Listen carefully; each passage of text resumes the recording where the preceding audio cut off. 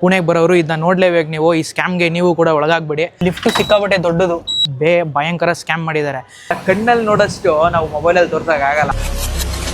ನಾನು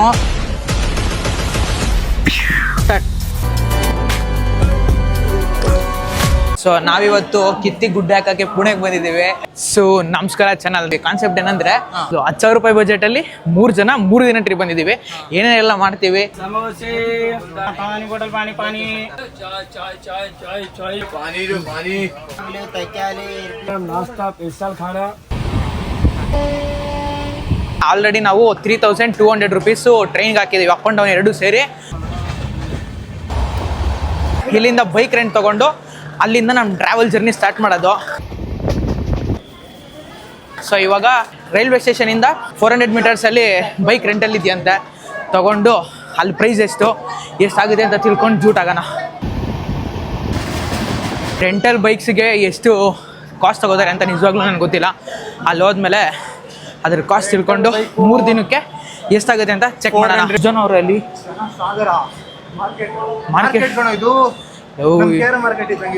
ಜನ ನೋಡಿದ್ರೆ ಭಯ ಆಯ್ತದ ನನಗೆ.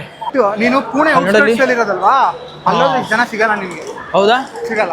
ನಾವು ಟ್ರೈನಲ್ಲಿ ಏನು ಫುಡ್ಡು ಕೂಡ ತಿಂದಿಲ್ಲ. ಆಲ್ಮೋಸ್ಟ್ ಅಲ್ಲೊಂದು 24 ಅವರ್ಸ್ ಮೇಲೆ ಆಗೈತೆ. ಟ್ರೈನಲ್ಲಿ ಒಂದು ಚೂರು ಫುಡ್ ತಿಂದಿಲ್ಲ. ಯಾಕಂದರೆ ನಾನು ಒಂದ್ಸಲಿ ಲಾಸ್ಟ್ ಟೈಮ್ ಗೋವಾಗೆ ಹೋದಾಗ ಯಾವುದೋ ಎಕ್ಕರಿ ತಿಂದ್ಬಿಟ್ಟು 5 ದಿನ ಫುಲ್ಲು, ಅದಕ್ಕೆ ಟ್ರೈನ್ ಫುಡ್ಡೇ ಭಯ ಆಗ್ಬಿಡೈತೆ ನನಗೆ.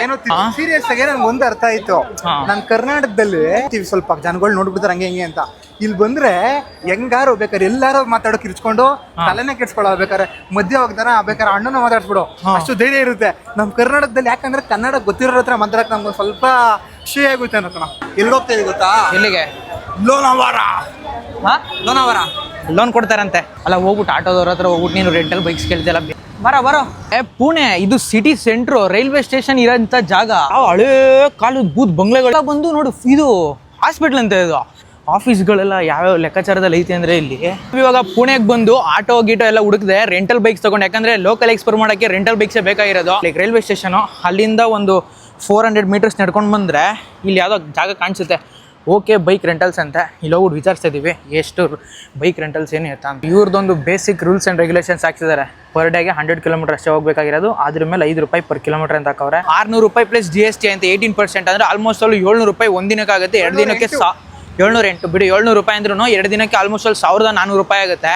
ನಮ್ಮದು ಓವರ್ ಬಜೆಟ್ ಆಗ್ಬಿಡುತ್ತೆ. 1,400 ರೂಪಾಯಿಂದ 2 ಬೈಕಾಗಿ ಆಲ್ಮೋಸ್ಟ್ ಅಲ್ಲೂ 2,000 ಚಿಲ್ಲರೆ, 2,800 ರೂಪಾಯಿ, 3,000 ರೂಪಾಯಿ ಅಂತ ಅನ್ಕೊಳ್ಳಿ. ವಿತ್ ಪೆಟ್ರೋಲ್ ಅಂತ ಹೇಳಿದ್ರೆ ಭಯಂಕರ ದುಡ್ಡು ಆಗ್ಬಿಡುತ್ತೆ. ನಾವು ಆಲ್ಮೋಸ್ಟ್ ಅಲ್ಲಿ ಟ್ರಿಪ್ ಎಲ್ಲ ಬರೀ ರೆಂಟಿಗೆ ಕೊಟ್ಬಿಡ್ಬೇಕಾಗತ್ತೆ.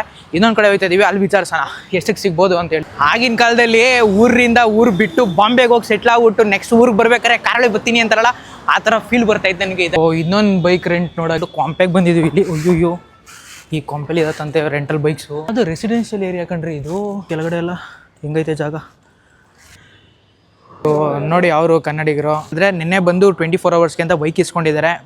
ಭಯಂಕರ ಸ್ಕ್ಯಾಮ್ ಮಾಡಿದ್ದಾರೆ.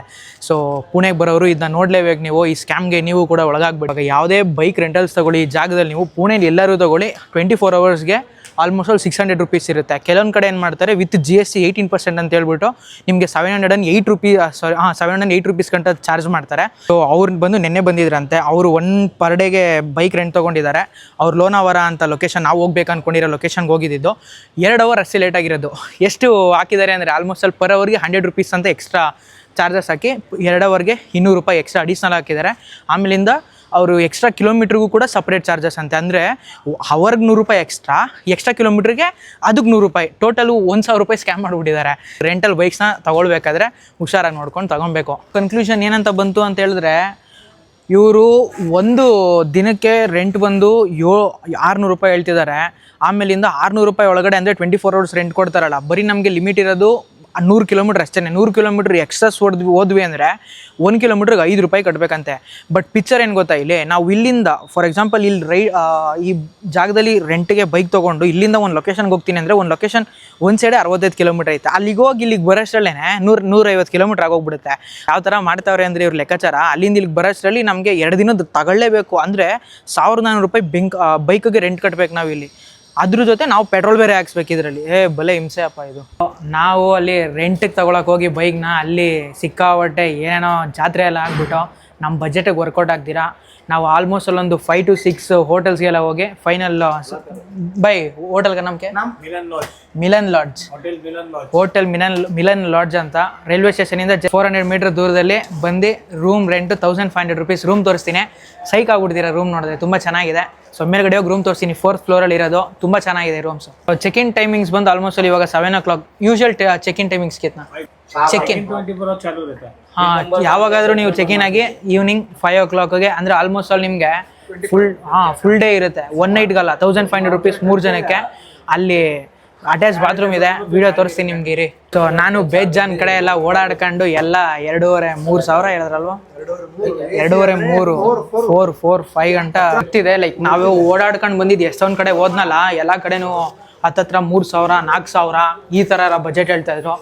ಸೊ ಫೈನಲಿ ಇವರು ವಿತ್ GST ಇನ್ಕ್ಲೂಡಿಂಗ್ ಎವ್ರಿಥಿಂಗ್ ಇವರು ನಮಗೆ 1500 ರೂಪೀಸ್ಗೆ 3 ಜನಕ್ಕೆ ಒಂದು ರೂಮ್ ಕೊಟ್ಟಿದ್ದಾರೆ. ಆ್ಯಕ್ಚುಲಿ ಹೇಳ್ಬೇಕಂದ್ರೆ ಈ ಥರ ರೂಮ್ಸ್ಗಳು ನಾವು ಪುಣೆಲಿ ಮಾಡ್ತೀನಿ ಅಂತ ಹೇಳಿದ್ರೆ ರೈಲ್ವೆ ಸ್ಟೇಷನಿಂದ 4 ಕಿಲೋಮೀಟ್ರ್ 5 ಕಿಲೋಮೀಟ್ರ್ ಹೋಗಬೇಕು. ನಾವು ಟ್ರಾವೆಲ್ ಅಲೌನ್ಸ್ ಎಲ್ಲ ಕ್ಯಾಲ್ಕುಲೇಟ್ ಮಾಡಿಬಿಟ್ಟು ಒನ್ ಆಫ್ ದಿ ಬಜೆಟಲ್ಲಿ, ಯಾಕಂದರೆ ನಾವು ಸಾಯಂಕಾಲ 6 o'clock ಚೆಕ್ಔಟ್ ಆಗ್ತೀವಲ್ವ, ಅಲ್ಲಿ ಗಂಟ ನೋಡಿ 1,500 ರೂಪಾಯಿ ಹುಡುಕ್ಬಿಟ್ಟಿದ್ದೀವಿ. ಲಿಫ್ಟು ಸಿಕ್ಕಾಬಟ್ಟೆ ದೊಡ್ಡದು, ಫುಲ್ ದೊಡ್ಡ ಲಿಫ್ಟು.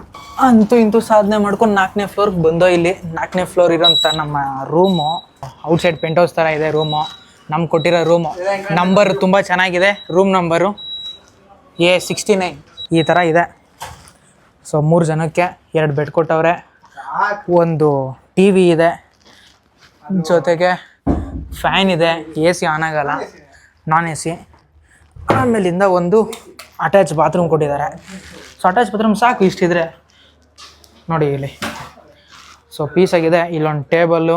ಇವತ್ತು ಸಾಕು, ಇವತ್ತು ಹೋಗ್ಬಿಟ್ಟು ಅಲ್ಲೆಲ್ಲ ತಿರ್ಗಾಡ್ಕೊಂಡು ಜೊನ್ನೆ ಎತ್ಕೊಂಡು ಅಲ್ಲಿ ರೆಂಟಿಗೆ ಸಿಗದಿರ ಅಲ್ಲೆಲ್ಲ ಕ್ಯಾಲ್ಕುಲೇಟ್ ಮಾಡಿ ಫುಲ್ಲು ಆರ್ಯಭಟ್ಟನ್ ಥರ 0 ಕಂಡುಹಿಡಿಯೋಕ್ಕೆ ಹೋಗಿ ನಾವು ಏನೋ ಆಗಿ 7 ಗಂಟೆ ಟೈಮ್ ಮಾಡಿಕೊಂಡು ಫೈನಲಿ ಒಂದು ಬಜೆಟ್ ಫ್ರೆಂಡ್ಲಿ ರೂಮ್ ಹುಡ್ಕೋಕ್ಕೆ ಬಂದು ರೂಮ್ ಸಿಕ್ಕಿ ಒಂದು 7 to 8 ಕಡೆ ಹೋದ್ವಿ. ಅಲ್ಲೇ ಹುಡ್ಕಾಡ್ಕೊಂಡು ಈ ಲಗೇಜು, ಹಿಂದ್ಗಡೆ ಲಗೇಜು, ಮುಂದೆಗಡೆ ಲಗೇಜ್ ಎಲ್ಲ ಹಾಕೊಂಡು ಒಂದು 7 ಕಡೆ ಹುಡ್ಕಾಡಿ ಬೇಜಾರಾಗಿ ಫೈನಲಿ ಮಿಕ್ಕಿದೆಲ್ಲ ವ್ಲಾಗು ನಾಳೆ ಬೆಳಗ್ಗೆ 5 ಗಂಟೆಗೆ ನಾವು ಎಲ್ಲಿಗೆ ಲೋನಾವಾಲ ಬೆಳಗ್ಗೆ 5 ಗಂಟೆಗೆ ವ್ಲಾಗ್ ಸ್ಟಾರ್ಟ್. ಮತ್ತೆ ಇನ್ನೊಂದ್ಸಲ ಸೊ ಬೆಳಗ್ಗೆ 3:30ಗೆ ಎದ್ದು 5 ಗಂಟೆ ಅಷ್ಟರಲ್ಲಿ ನಾವು ಟ್ರೈನ್ ಹತ್ತಿ ಇವಾಗ ಲೋನಾವಾಲ ಕಡೆಗೆ ಒಂದು 6:30 ಅಲ್ಲಿ ಟ್ರೈನ್ ಸ್ಟಾಪ್ ಆಗೋದು. ಅಲ್ಲಿಂದ ನಾವು ಇಳ್ಕೊಂಡು ಮತ್ತೆ ಇನ್ನೊಂದು ಲೊಕೇಶನ್ ಸನ್ರೈಸ್ ವ್ಯೂ ಪಾಯಿಂಟ್ ನೋಡೋಕೆ ಕರ್ಕೊಯ್ತವ್ರೆ ನಮ್ಮ ರಾಗೇಶ್ ಅವ್ರ ಫ್ರೆಂಡು ಪ್ರವೀಣ್ ಅವರು. ಇವಾಗ ನೋಡೋಣ ಅಲ್ಲಿ ಹೋಗ್ಬಿಟ್ಟು ಯಾವ ಥರ ಇದೆ ಅಂತ. ಬಟ್ ಲೋಕಲ್ ಟ್ರೈನ್ ಎಕ್ಸ್ಪೀರಿಯೆನ್ಸು ನನಗೆ ಫಾರ್ ದಿ ಫಸ್ಟ್ ಟೈಮ್ ಹೋಗ್ತಾ ಇರೋದು ನಾನು. ಈ ಥರ ಟ್ರೈನ್ ಪಕ್ಕದಲ್ಲಿ ನಿಂತ್ಕೊಂಡು ಹೋಗೋ ಜರ್ನಿನೇ ಒಂಥರ ಕ್ರೇಜಿ ಆಗಿದೆ. ಅಲ್ಲೆಲ್ಲ ವ್ಯೂ ನೋಡ್ಕೊಂಡು ಏನು ಸಖತ್ತಾಗೈತೆ ಗೊತ್ತಾ, ಕಣ್ಣಲ್ಲಿ ನೋಡೋಷ್ಟು ನಾವು ಮೊಬೈಲಲ್ಲಿ ತೋರ್ಸೋಕ್ಕಾಗಲ್ಲ. ನೆನ್ನೆ ರೆಂಟಲ್ ಬೈಕಲ್ಲಿ ಹೋಗೋಣ ಅಂತ ಪ್ಲ್ಯಾನ್ ಇದ್ದಿದ್ದು, ಬಟ್ ನೋಡಿದ್ರೆ ಪ್ಲ್ಯಾನ್ ಏನೇನೋ ಆಗ್ಬಿಟ್ಟು ನಮ್ಗಿರೋ ಬಜೆಟ್ಗೆ ಲೋಕಲ್ ಟ್ರೈನೇ ಗಟ್ಟಿ ಆಯಿತು. ಫೈನಲಿ ಹೋಯ್ತಾ ಇದ್ದೀವಿ ಇವಾಗ ಲೊಕೇಶನ್ಗೆ. Full budget friendly spot. ನೋಡೋಣ, ಬಜೆಟಲ್ಲಿ ನಾವು ಪುಣೆನ ಟ್ರಾವೆಲ್ ಮಾಡ್ತಾ ಇರೋದು.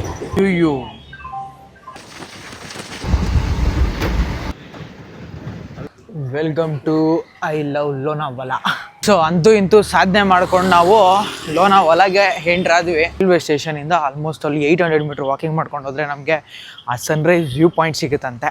ಸೊ ಆ ವ್ಯೂ ಪಾಯಿಂಟ್ಗೆ ಹೋಗೋಣ, ಹೆಂಗಿರುತ್ತೆ ಅಂತ ಚೆಕ್ ಮಾಡೋಣ. ಈ ಪುಣೆ ಮತ್ತು ಮಹಾರಾಷ್ಟ್ರಕ್ಕೆ ಬಂದರೆ ನಾವು ಸಿಕ್ಕಾಬಟ್ಟೆ ಫೋರ್ಟ್ಗಳನ್ನ ನೋಡ್ಬೋದು. ನಾನು ಫಸ್ಟ್ ಟೈಮ್ ಬಂದಿರೋದು, ಸೊ ಇನ್ಮೇಲೆ ನಾನು 100% ಬರ್ತಾನೆ ಇರ್ತೀನಿ. ಅದು ಹಳೆ ರೀಜನ್. ನಾವು ಮಾನ್ಸೂನ್ ಟೈಮಲ್ಲಿ ಬರಬೇಕು ಈ ಲೊಕೇಶನ್ಗೆಲ್ಲ, ಅವಾಗ ಮಾತ್ರ ತುಂಬ ಚೆನ್ನಾಗಿರುತ್ತೆ.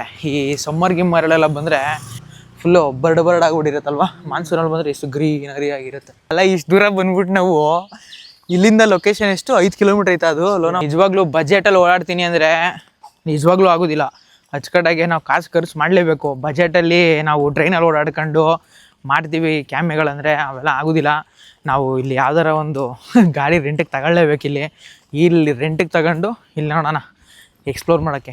ಗೂಮ್ನೆಕ್ಕಿಲಿಯೇ ಗಾಡಿ ಚಾಯಿ ಅಂತ ಕೇಳೋದು ಅವ್ರಿಗೆ. ಇವಾಗ ಗೈಸ್ ಏನಂದರೆ ಇವಾಗ ಹೋಗಿ ನಾವು ಕ್ಯಾಬ್ ಅವ್ರನ್ನ ಕೇಳ್ಕೊಂಡು ಬಂದ್ವಿ. 4 ಪ್ಲೇಸ್ ತೋರ್ಸೋಕ್ಕೆ 1,500 ಕೇಳ್ತಾವ್ರೆ. ಟೂರಿಸ್ಟ್ ಪ್ಲೇಸ್ಗಳು ನಿಜವಾಗ್ಲೂ ಅಧ್ವಾನ ಇದಾಗವೆ. ನಮಗೆ 1,500 ರೂಪಾಯಿ ಏನು ಹೇಳಿ, ನಾವು ಬೆಂಗಳೂರಿಂದ ಬಜೆಟ್ ಹಾಕೊಂಡು ಬಂದಿರೋ ಟ್ರೈನಲ್ಲಿ ಹೋಯ್ತಾ 1,500 ಬತ್ತ 1,500. ಇಲ್ಲಿ 4 ಪ್ಲೇಸ್ ತೋರ್ಸೋಕೆ 1,500 ಕೇಳ್ತಾವ್ರೆ. ನಿಜವಾಗ್ಲೂ ನಾವೇನಾದರೂ ಪುಣೆಗೆ ಇಲ್ಲಾಂದರೆ ನಾರ್ತ್ ಕಡೆ ಬರ್ತೀವಿ ಅಂದರೆ ನಮ್ಮ ಓನ್ ವೆಹಿಕಲೇ ಬರಬೇಕು. ಈ ಥರ ಬಜೆಟಲ್ಲಿ ಬರೋಕ್ಕೆ ಸಾಧ್ಯನೇ ಇಲ್ಲ. ನೆಕ್ಸ್ಟು ನಾನು ಸೊ ಈ ಟ್ರಿಪ್ ಬಿಟ್ಟಾಕ್ಬಿಡಿ. ಸಾರಿ, ಬಜೆಟಲ್ಲಂತೂ ನಿಜವಾಗ್ಲೂ ನನ್ನ ಕೈಲಿ ತಿರುಗೋಕ್ಕಾಗಲ್ಲ. ನೆಕ್ಸ್ಟು ನಾನು ಕಾರಲ್ಲಿ ಬರ್ತೀನಿ. ಕಂಪ್ಲೀಟಾಗಿ ತೋರಿಸ್ತೀನಿ ಅವಾಗ. ಇಲ್ಲಿ ನೋಡಿ ಸುತ್ತಮುತ್ತ ತಿರುಗುವಂಥ ಜಾಗಗಳು, ಟೈಗರ್ ಪಾಯಿಂಟ್, ಲಯನ್ ಪಾಯಿಂಟ್ಸ್ ಅಂತ. ಮೇನ್ ಮ್ಯಾಟ್ರ್ ಏನಂದರೆ ಈ ಲೋನಾವಾಲ ಮತ್ತು ಈಗ ಇದು ಇಲ್ಲಿಂದ ಬರೀ ಇರೋದೇ 5 ಕಿಲೋಮೀಟ್ರಿಗೆ ಇವರು 1,500,000 ಕೇಳ್ತಾವ್ರೆ 5 ಜನಕ್ಕೆ.